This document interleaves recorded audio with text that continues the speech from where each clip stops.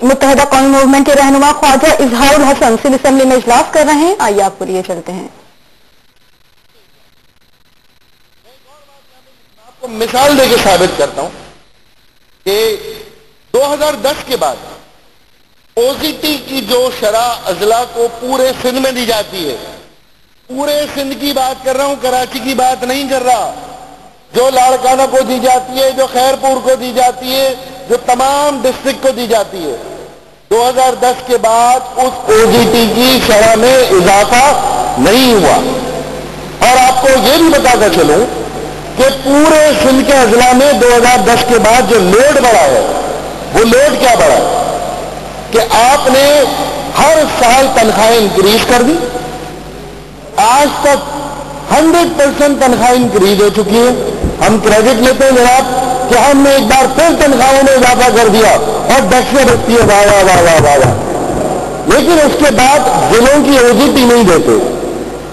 मैं बहुत ही अफसोस के साथ ये भी कहना चाहता हूं कि मैंने ये अजला को बाइख्तियार करने की बात की, सूबों के इख्तियारात नीचे लेने की बात की, शायद लीडर ऑफ द हाउस को नागवार गुजर गया और वो ऐवान से चले गए। मेरी बात सुन के चले जाते, मैं पूरे सिंध के अजला की बात कर रहा था, मेरी बात सुन के चले जाते, उस पर कोई कमेंट करते, क्योंकि फैसला साजी का इख्तियार तो उनके पास था। बड़े अफसोस की बात है कि इतनी अहम रेजोल्यूशन है, प्राइवेट मेंबर डे है, आपने ये जहमत भी गवारा नहीं की कि हम बात किस पे कर रहे हैं। यही तो प्रॉब्लम है। प्रॉब्लम यही होता है जब हम एमपीए बात फ्लोर पे लेकर आते हैं, अवाम की तर्जुमानी करते हैं, हम रो रो कर अपनी फरियाद करते हैं, तो जब लीडर ऑफ द हाउस इस तरह से हमारा मुंह फेर के चले जाएंगे, हमारी बात नहीं सुनेंगे, अवाम के अंदर हमारी शिकायत नहीं सुनेंगे, तो फिर ये शिकायत असेंबली में नहीं होंगी तो सड़कों पे होंगी। पार्लिमानी लीडर बैठे हुए हैं। नहीं, मुझे बड़ा अफसोस है, बड़ा अफसोस है। बड़ी अहम बात थी ये। ऑनरेबल चीफ मिनिस्टर साहब को मेरी बात सुननी चाहिए थी, क्योंकि और किसी मिनिस्टर का यह इख्तियार नहीं है। यह इख्तियार सिर्फ चीफ मिनिस्टर के पास जो बात मैं कर रहा हूं। और मैं बात कराची की नहीं कर रहा, मैं तो तमाम अजला की बात कर रहा हूं, चीफ मिनिस्टर साहब के खैरपुर डिस्ट्रिक्ट की भी बात कर रहा हूं। ये जाती तमाम ही हुई है।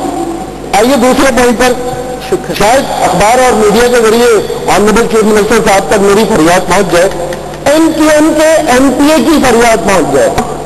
दूसरी बात, डीजल उस जमाने में 2010 में 70 हो रहा था, वही ओसीटी की ग्रांट है। आप डीजल से ना 110 रुपए भरे, वही डिस्ट्रिक्ट वही गाड़ियां चला रहे हैं, वही मशीनरी यूज कर रहे हैं, कराची से लाड़काना तक वही सारी मैकेनिज्म है। अब आप बताइए, उस ओसीटी पे इजाफी डीजल का बोझ भी बढ़ गया 30%। एक और चीज, सुप्रीम कोर्ट ने कह दिया जनाब जो रिटायर्ड एम्प्लॉइज है उनको पेंशन भी देनी है। आपको उसी ओसीटी में वो पेंशन भी देनी है डिस्ट्रिक्ट गवर्नमेंट को। और आगे चलिए, आपने प्रमोशन भी कर दिया, गवर्नमेंट ने प्रमोशन भी कर दिए। जो पोस्ट खाली ली, लोगों ने आगे अपनी कारकर्दगी की बुनियाद पर प्रमोशन भी ली। जब प्रमोशन ली तो उनकी बढ़ात बढ़ गई, प्रमोशन ली तो उनकी फैसिलिटीज बढ़ गई, उनकी तनख्वाहें बढ़ गई। वो भी उसी ओसीटी में करना है। 2010 की ओसीटी 2014 तक चल रही है, उसमें 1% इजाफा नहीं है। और कारकर्दगी के जो मेडल है वो हमने बजट बुक के अंदर ऐसे सजाए हैं। यही तो बात हम करते हैं कि भाई हिसाब तो आप बहुत अच्छा दे देते हैं, बजट बुक तो बहुत अच्छा बना लेते हैं, माशाअल्लाह फाइनेंस डिपार्टमेंट हमारा इसलिए सदा के बजट बुक पेश करता है, लेकिन अमली तौर पर कारकर्दगी सिफर है। प्रोविंशियल फाइनेंस कमीशन का कयाम नागुज़ीर है। अगर प्रोविंशियल फाइनेंस कमीशन जिस तरह से माजी में काम करता रहा, अगर इस तरीके से काम नहीं करेगा, तो मैं आपको बता रहा हूं कि फिर अजला के अंदर एहसास महरूमी भी होगी और तरह तरह के नारे भी बुलंद होंगे। लोग अपनी खुदमुख्तारी और अपने इख्तियार के लिए फिर हर तरह की आवाज निकालने में बाइख्तियार है।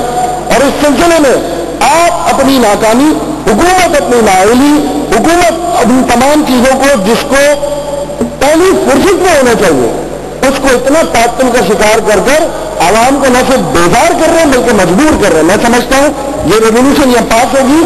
इस रेजोल्यूशन को माजी की तमाम रेजोल्यूशन की तरह आपने जो सर खाने में नहीं डालना।